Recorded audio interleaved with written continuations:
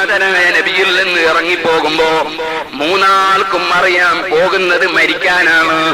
കാരണം റസൂലുള്ളാഹി സ്വല്ലല്ലാഹു അലൈഹി വസല്ലമ തങ്ങൾ പറഞ്ഞത് തന്നെ, ഇയാള് വെട്ടേറ്റ് വീട് കഴിഞ്ഞാൽ മറ്റേയാള് കൊടി പിടിക്കട്ടെ, ഉറച്ചില്ലേ വീഴുമെന്ന കാര്യം ഉറപ്പാണ്.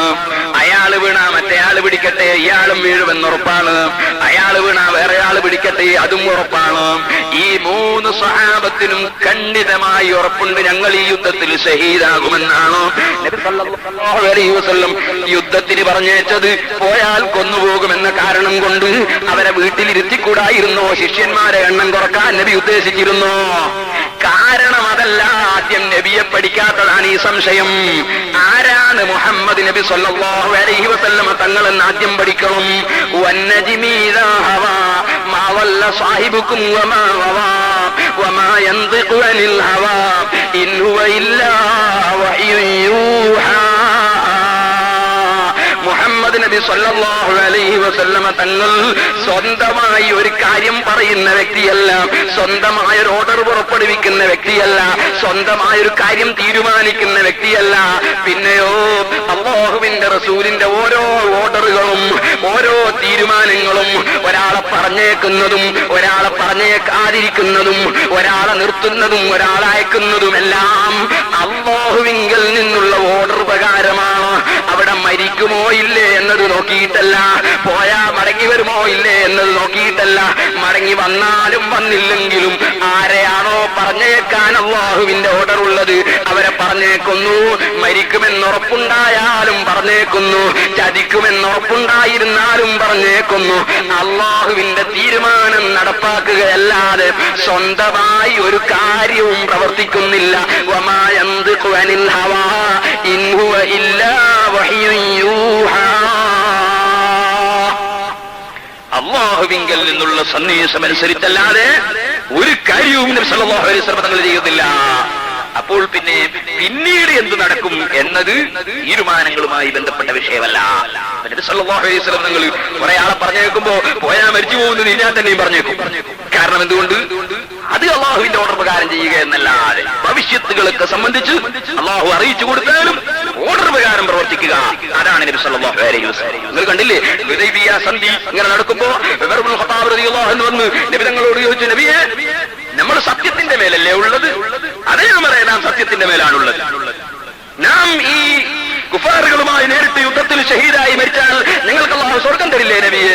തരും ഉമറേ, തരും. എന്നാൽ നബിയെ എന്തിനാണ് ഇവരുമായിട്ടൊരു സന്ധിയിൽ ഏർപ്പെടുന്നത്? നമുക്ക് ഇവിടുന്ന് യുദ്ധം ചെയ്തങ്ങ് മരിച്ചാൽ പോരെ? എന്തിനാണ് നമ്മൾ സന്ധിയിൽ ഏർപ്പെടുന്നത്? അത് തന്നെ നമുക്ക് ഗുണമില്ലാന്ന് തോന്നുന്ന നിലക്കുള്ള ഒരു സന്ധി. എന്തിനാണ് സന്ധിയിൽ ഏർപ്പെടുന്നത്? നമുക്ക് ഇവിടുന്ന് യുദ്ധം ചെയ്തങ്ങ് മരിച്ചുകൂടെ നബിയെ? അല്ലെങ്കിൽ ഞങ്ങൾ സത്യത്തിന്റെ മേലല്ലേ, അള്ളാഹുവിന്റെ സഹായം ഞങ്ങൾക്ക് കിട്ടില്ലേ? എന്തിനാണ് ഇവരുമായി ഒരു കരാറുണ്ടാക്കുന്നത് എന്ന് ഉമർ ഇബ്നുൽ ഖത്താബ് റളിയല്ലാഹു അൻഹു ചോദിക്കുമ്പോൾ നബി സല്ലല്ലാഹു അലൈഹി വസല്ലം തങ്ങളെ മറുപടി, ഉമറേ അന റസൂലുള്ളാഹി, ഞാൻ അല്ലാഹു പറഞ്ഞേറ്റ ആളാണ്. വലസ്തു ഹസീഹി, ഞാൻ അല്ലാഹുവിന് എതിര് ചെയ്യുന്നവനല്ല. പടച്ചവന്റെ ഓർഡർ അവരുമായി കരാറുണ്ടാക്കാനാണ്. ആ കരാറുണ്ടാക്കുക എന്നല്ലാതെ അവിടെ സത്യത്തിന്റെ മേലാണെന്നതുകൊണ്ടും ഷഹീദായി മരിച്ചാൽ സ്വർഗത്തിലെത്തുമെന്നതുകൊണ്ടും നമുക്ക് സന്ധിയില്ലാതെ മടങ്ങിപ്പോകാൻ നിവൃത്തിയില്ല. കാരണം എന്തുകൊണ്ട്? ഞാൻ അല്ലാഹുവിന് എതിര് ചെയ്യുന്നവനല്ല. വലസ്തു ഹസീഹി, ഞാൻ അല്ലാഹുവിന് എതിര് ചെയ്യുന്നവനല്ല. എന്റെ പ്രവർത്തനങ്ങൾ മുഴുവനും അല്ലാഹുവിന്റെ ഓർഡർ പ്രകാരമാണ്. മഹാനായ ഉമർ ഇബ്നുൽ ഖത്താബ് റളിയല്ലാഹു അൻഹുവിന്റെ ഇസ്ലാമിക സ്പിരിറ്റ് കൊണ്ട് അല്ലാഹുവിന്റെ റസൂലിനോട് പിന്നെയും ചില കാര്യം ചോദിച്ചിട്ട് അതേ കാര്യം വന്ന് സിദ്ദീഖുൽ അക്ബർ റളിയല്ലാഹു അൻഹുവിനോടും ഉമർ ഇബ്നുൽ ഖത്താബ് പറയുന്നു, ഓ അബൂബക്കർ സിദ്ദീഖ്, എന്തിനാണ് നമ്മൾ കരാറിന് നിൽക്കുന്നത്? നാം സത്യത്തിന്റെ മേലല്ലേ, നമ്മൾ മരിച്ചാ സ്വർഗത്തിലല്ലേ, നമുക്ക് അല്ലാഹുവിന്റെ സഹായം ലഭിക്കില്ലേ? നമ്മൾ എന്തിനാണ് കരാറിന് നിൽക്കുന്നതെന്ന് ചോദിക്കുമ്പോ അതാ സിദ്ദീഖുൽ അക്ബർ റളിയല്ലാഹു അൻഹു ഉമർ ഇബ്നുൽ ഖത്താബിന്റെയും ഉസ്താദാണ്.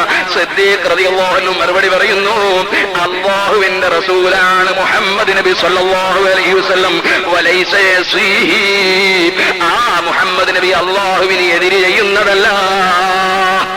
അള്ളാഹുവിന്റെ ഓർഡർ പ്രകാരം ചെയ്യാനേ നബിക്ക് പറ്റൂ.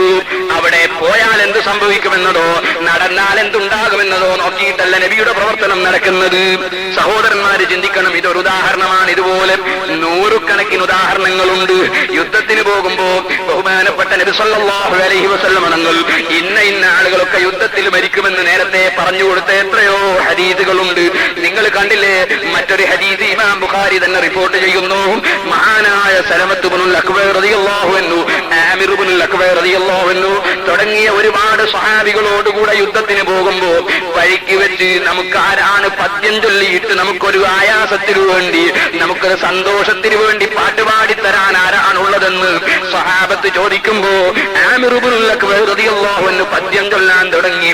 അങ്ങനെ അല്ലാഹുമ്മ ലൗലാ അൻത മഹ്തദൈനാ വലാ തസദ്ദഖ്നാ വലാ സല്ലൈനാ فاغفر فداء لك ما اقتفينا وثبت الأقدام إلا قينا എന്നിങ്ങനെ പറഞ്ഞ് പദ്യം ചൊല്ലാൻ തുടങ്ങി. അല്ലാഹുവിന്റെ റസൂല് ചോദിച്ചു, മനസ്സായിക്കൂ, ആ പദ്യം ചൊല്ലുന്നതാരാണ്? ആമിർ ഇബ്നുൽ അക്വ റളിയല്ലാഹു അൻഹു ആണ് നബിയെ. പറഞ്ഞു തീരുമ്പോ തന്നെ റസൂലുള്ള പറയുന്ന മറുപടി, യർഹമുല്ലാഹ്, അദ്ദേഹം മർഹൂമാകുന്നു. അഥവാ ഈ യുദ്ധത്തിൽ അദ്ദേഹം മരിച്ച് ഷഹീദായി മർഹൂമാകുന്നു. ഈ യുദ്ധത്തിൽ അദ്ദേഹം മരിച്ച് ഷഹീദായി മർഹൂമാകുന്നു. പറഞ്ഞു തീരുമ്പോ തന്നെ സ്വഹാബത്തിന് അതിന്റെ അർത്ഥം മനസ്സിലായി. ഉമർ ഇബ്നുൽ ഖത്താബ് റളിയല്ലാഹു അൻഹു ചോദിക്കുന്നു, അല്ലയോ നബിയെ, അദ്ദേഹത്തിന്റെ ആയുസ്സൊന്ന് നീട്ടിക്കിട്ടിയെങ്കിൽ എത്ര നന്നായിരുന്നു. ആ യുദ്ധത്തിൽ എന്നാ പിന്നെ നിങ്ങൾ പോകണ്ടെന്ന് റസൂലുള്ള പറഞ്ഞോ? പറഞ്ഞില്ല. തിരിയാത്തത് കൊണ്ടല്ല പറയാത്തത്, തിരിഞ്ഞിട്ട് പിന്നെയും ആ യുദ്ധത്തിന് സ്വഹാബത്തിനെ പങ്കെടുപ്പിക്കുന്നു. അള്ളാഹുവിന്റെ ഓർഡർ പ്രകാരമാണ് പ്രവർത്തനം, തിരിയുന്നതനുസരിച്ചുള്ള പ്രവർത്തനമല്ല. ഇനിയും എത്ര നൂറ് ഉദാഹരണങ്ങൾ കാണാം. ബദർ യുദ്ധത്തിന്റെ തലേ ദിവസം നബി സല്ലല്ലാഹു അലൈഹി വസല്ലം ബദറിൽ വരുന്നു.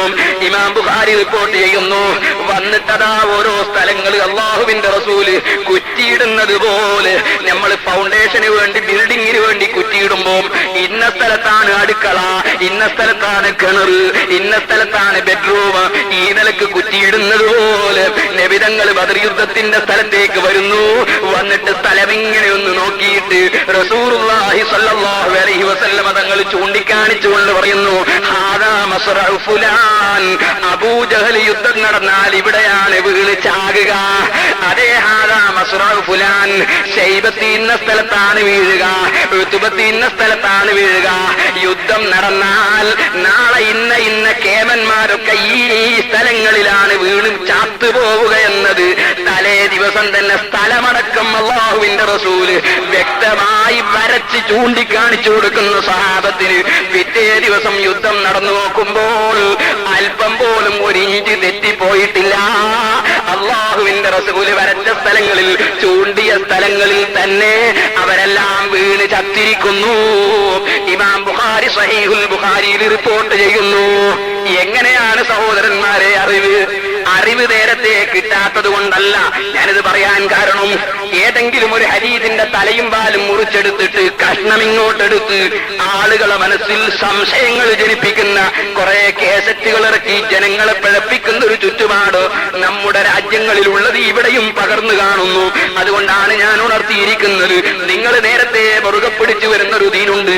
ആ ദീനാണ് സഹോദരന്മാരെ അശ്റഫുൽ ഖൽഖ് സല്ലല്ലാഹു അലൈഹി വസല്ലം തങ്ങൾ സ്വഹാബത്തിന് ആധികാരികമായി പഠിപ്പിച്ചു കൊടുത്ത ദീന്, ആ സ്വഹാബത്ത് ലോകത്ത് പഠിപ്പിച്ച ദീന് നിങ്ങൾ കണ്ടോ? നബിതങ്ങളുടെ ഓരോ കാര്യങ്ങളും അറിയുന്നത് കണ്ടോ നിങ്ങൾ? അതാ ഒരു ദിവസം അല്ലാഹുവിന്റെ റസൂല് അൻസാരികളിൽപ്പെട്ട ഒരു മഹാന്റെ മയ്യിത്ത് സംസ്കരണ പരിപാടിയിൽ പങ്കെടുക്കുന്നു. ആ പരിപാടിയിൽ അതാ അല്ലാഹുവിന്റെ റസൂല് മഖ്ബറയിലേക്ക്, ശ്മശാനത്തിലേക്ക്, ഖബർ കുഴിക്കുന്ന സ്ഥലത്തേക്ക് പോകുന്നു. ഖബറിന്റെ അടുക്കൽ നിന്ന് ഔസീ മിൻ ഖിബലി റിജ്ലിഹി ഔസീ മിൻ ഖിബലി റഅസിഹി, ആ മരിച്ച മയ്യിത്തിന്റെ തലവെക്കുന്ന ഭാഗം അല്പം വിശാലതയിൽ കുഴിക്കണമെന്ന് നബി തങ്ങൾ ഉപദേശിക്കുന്നു. കാലിന്റെ ഭാഗം അല്പം വീതി കൂട്ടാൻ വേണ്ടി ഉപദേശിക്കുന്നു. അങ്ങനെ മയ്യിത്തിന് വേണ്ടി ഖബർ കുഴിക്കുന്ന സ്ഥലത്ത് നേതൃത്വം കൊടുത്ത നബി സല്ലല്ലാഹു അലൈഹി വസല്ലം മയ്യിത്ത് മറമാടി തിരിച്ചു വരുമ്പോൾ അതാ ഫഅഖ്ബലഹു ദാഇംറതിഹി, അല്ലാഹുവിന്റെ റസൂലിന്റെ അടുക്കലേക്ക് മരിച്ച മയ്യിത്തിന്റെ ഭാര്യ ഒരാളെ പറഞ്ഞേക്കുന്നു, ഒരു മന്ദൂബിനെ അയക്കുന്നു ക്ഷണിക്കാൻ വേണ്ടി. എന്തിനാണ് ക്ഷണിക്കുന്നത്? മരിച്ച മയ്യത്തിന്റെ പേരിൽ വീട്ടിൽ ആട്ടിനെ അറുത്തിട്ട് ഭക്ഷണം പാകം ചെയ്തിട്ടുണ്ട്.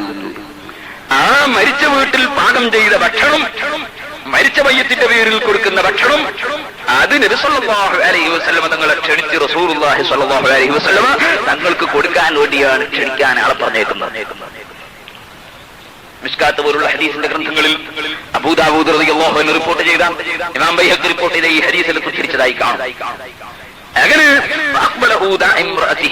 നബി സല്ലല്ലാഹു അലൈഹി വസല്ലം തങ്ങളുടെ അടുക്കലേക്ക് അദ്ദേഹത്തിന്റെ ഭാര്യയെ ക്ഷണിക്കാൻ വേണ്ടി ആളെ പറഞ്ഞേച്ചു.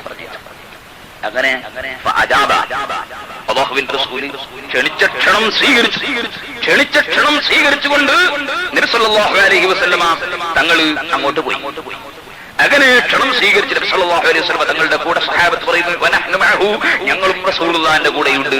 മരിച്ച വീട്ടിൽ മരിച്ച അന്ന് തന്നെ ഭക്ഷണം ഉണ്ടാക്കിയിട്ട് ക്ഷണിച്ചപ്പോ അല്ലാഹുവിന്റെ റസൂൽ ക്ഷണം സ്വീകരിച്ചു. എന്നിട്ട് സഹാബത്തിന്റെ കൂടെ അതാ വീട്ടിലേക്ക് പോകും. ചില ആളുകൾ പഠിച്ചു വെച്ചത് അറിയോ? ഒരു സ്ഥലത്ത് ഒരാൾ മരിച്ചാൽ പിന്നെ അവിടെ കുറച്ച് ദിവസത്തേക്ക് ഒന്നും ഉണ്ടാക്കാൻ പാടില്ല. പിന്നെ അവിടുത്തെ അടുപ്പ് തീ കത്തിക്കാനും പാടില്ല. നമ്മുടെ ഗ്യാസിന്റെ അടുപ്പാണെങ്കിൽ അമ്പൈക്ക് തീ കൊണ്ടുപോകാൻ പാടില്ല. അതെന്ത്? മരിച്ചില്ലേ, പിന്നെ ബാക്കിയുള്ളവരും കൂടി മരിക്കണ്ടേ? അങ്ങനെയാണോ ഇസ്ലാം ദീൻ പഠിപ്പിച്ചത്? ഒരു മരിച്ച വീട്ടിൽ അവരുടെ ദുഃഖം കാരണത്താൽ അവർ ഭക്ഷണം കഴിക്കാതെ, വീട്ടുകാര് ഭക്ഷണം കഴിക്കാതെ ദുഃഖത്തിൽ ആണ്ട് അവരൊന്നും കഴിക്കാതെ പട്ടിണി കിടക്കുന്നത് കണ്ടാൽ അത്തരം ആളുകൾക്ക് തൊട്ടടുത്ത വീട്ടിൽ നിന്ന് ഭക്ഷണം ഉണ്ടാക്കി കൊണ്ടുപോയി ഭക്ഷിപ്പിക്കണം എന്ന് ഇസ്ലാമിലുണ്ട്.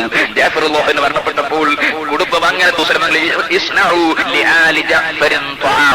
ജാഫർ റളിയല്ലാഹു നിങ്ങൾ ഭക്ഷണം ഉണ്ടാക്കി കൊണ്ടുപോയി കൊടുക്കണം എന്ന് പറഞ്ഞിട്ടുണ്ട്. അത് നമ്മൾ കൊണ്ട് ചെയ്യുകയും വേണം. മരിച്ച വീട്ടിൽ അവർ ഭക്ഷണം കഴിക്കാതെ ഇങ്ങനെ ഇരിക്കുമ്പോൾ നമ്മൾ വീട്ടിൽ വന്ന് നന്നായി തിന്നാൻ പാടില്ല. നമ്മൾ ഉണ്ടാക്കിയിട്ട് അവർ കൊണ്ടുപോയി കൊടുക്കണം, വേണ്ടാന്ന് പറയുന്നില്ല. മരിച്ച വീട്ടിൽ നിന്ന് ആ മരിച്ച വീട്ടിലുള്ള കുടുംബക്കാര് അവരുടെ സ്വന്തം ഭക്ഷണം ഉണ്ടാക്കിയിട്ട് തിന്നാണ്. അപ്പൊ നമ്മൾ പോയിട്ട് പറയേ ഇന്ന് നിങ്ങൾ ഉണ്ടാക്കി തിന്നാൻ പാടില്ല, ഞങ്ങൾ കൊണ്ടുവരുന്ന തിന്നാൻ പാടുള്ളൂ എന്ന് പറയണോന്നാ?